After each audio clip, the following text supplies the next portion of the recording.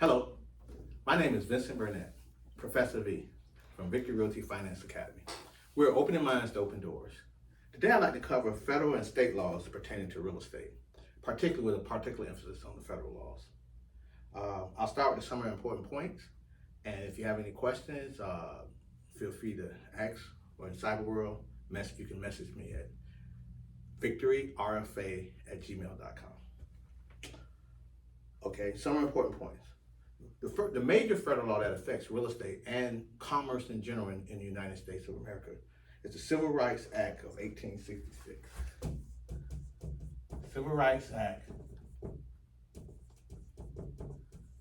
of 1866. And this act prohibits racial discrimination in all real estate transactions without exceptions. It was created right after the Civil War, I believe. The Civil War ended in 1865. And obviously at the time, the racial climate in the country mandated a right of this nature. It was further expounded later on to include other protected class, but this was the act in 1866 where it prohibited, where blacks were created a protected class and prohibiting racial discrimination in business, real estate, and all other transactions in commerce throughout the United States. The next act would be the Jones-Mayer Act. And what year is that? Jones versus Mayors? 1866. No, the Civil Rights Act of 1866. I believe the Jones is uphill. The Jones-Mayer Act, let's see if I have the year. The Jones-Mayer Act, in 1965. The Jones-Mayer Act in 1965, it upheld the previous Civil Rights Act. There have been subsequent amendments to the Civil Rights Act in 1968, another key one, which is the Civil Rights Act of 1968. This act in 1968, also called the Fair Housing Act. And this may be a probable test question, the Fair Housing Act.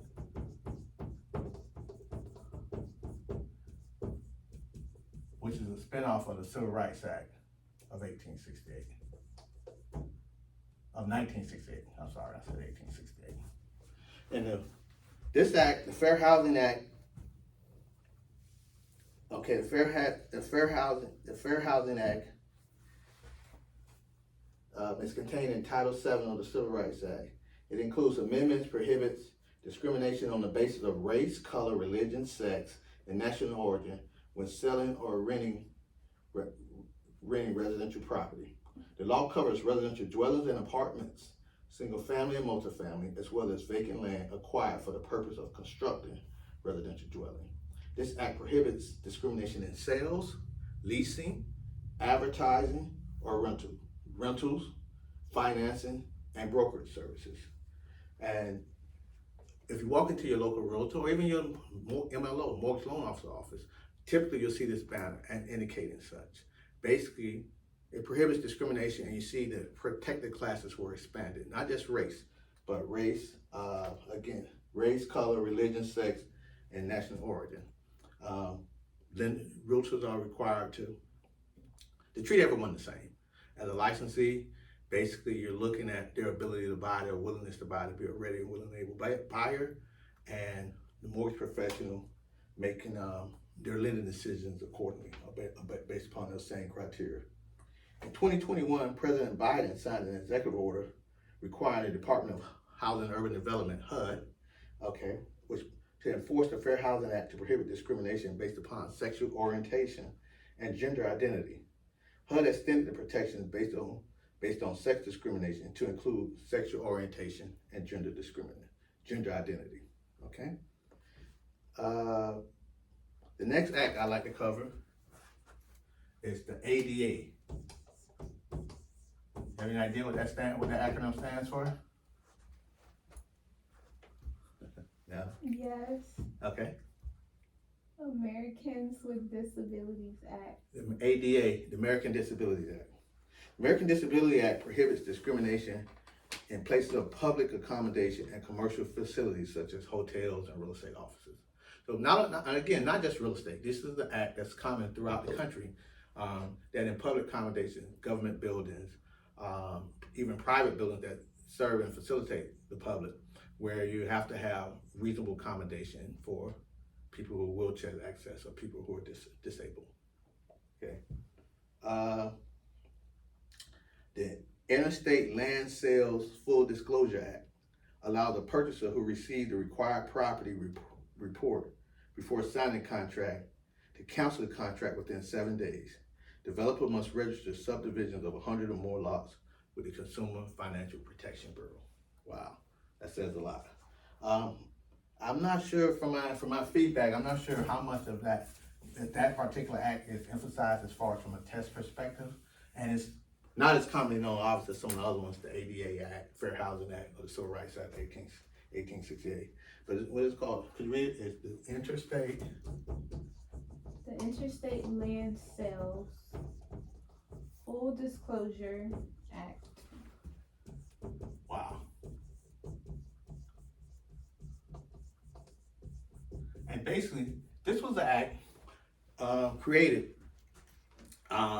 with the influx of land sales.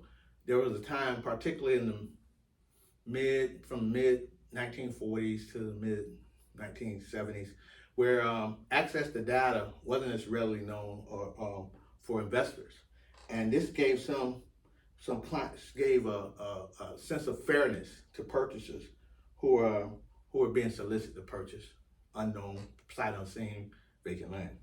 This act allows the purchaser who received the property report before signing the contract, gave them 7 days to determine whether they wanted to proceed onward with the purchase. You had a lot of people, let's say from different areas, wanting to purchase that land that you thought would be a haven in Wisconsin or your oasis in the state of Florida, but it was protected wildlands.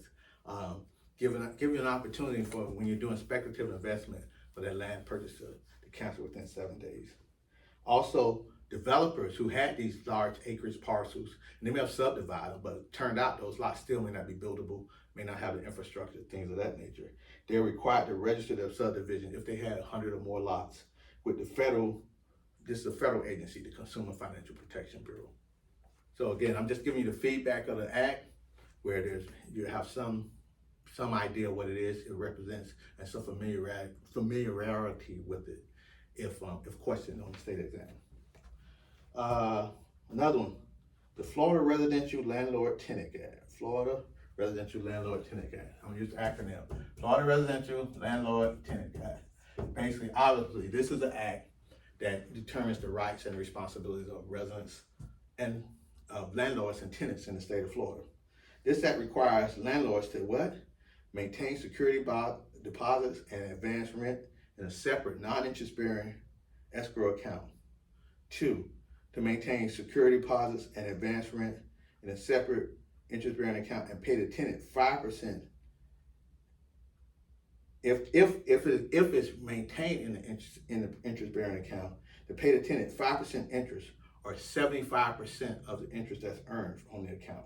Or 3, to post a surety bond for the lesser of the amount of the funds, or $50,000, and pay the tenant 5% interest. If a real estate broker holds the funds on behalf of the landlord, the broker must abide by the real estate license law concerning escrow funds. That's a lot said. Basically, a couple things. What it's really saying, first thing, if it's in a non-interest bearing account, the Resident Landlord Tenant Act requires that deposit is held in a separate account. Secondly, if that earnest money deposit and advance rent is paid to the landlord and it's put in an interest bearing account, then the tenant is entitled to earn up to 5% interest or 75% of the interest earned on the account. Okay? Or if it's put in an interest bearing account, then that landlord is in a separate account, that landlord is to post a surety bond for $50,000 just in case of mismanagement of the account, things of that nature. So practically, as a real estate licensee, how do you avoid all of this? Well, one, as a broker, the sales licensee, the sales associate will work for the broker. The broker has to abide by this act and has to abide by license law in terms of the commingling and the other statutes as it relates to this. So the first thing,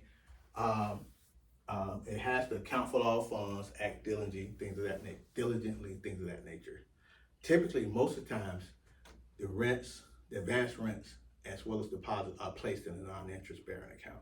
That way you can avoid the counting process relative to that. Okay, property management services, we already know from a property management services as relates from a licensee perspective. Because this Landlord Tenant Act extends for licensees as well as non-licensees. But from the licensees, we also know that they have a greater threshold, all the parameters of licensing, honestly, fairly, prudent, things of that nature, and not to commingle funds up to $1,000 of their operating expenses for the operating account. And as part of doing the Landlord Tenant Act, if the realtor is the landlord, the real estate licensee is the landlord, or they're performing property management services, then they can have up to $5,000 of their personal funds in the property management account. And again, that's just in the property management account as it relates to the rents being received and the operating expenses associated with the property. But specifically, the rent, the advance rent, and the deposit must be in a separate account, independent of the individual operations from the normal rent and expenses for the property. Okay. Okay, and for the federal laws and the state laws, these laws that I want to hit on. This chapter, approximately 3 to 4 questions may come out of this chapter, but again, it's a good spinoff from the previous laws that we've already covered, and I'm just here to open mind and open doors as you pursue your licensure in the state of Florida as a sales associate. Have a great day. Professor V, Victory Realty and Finance Academy.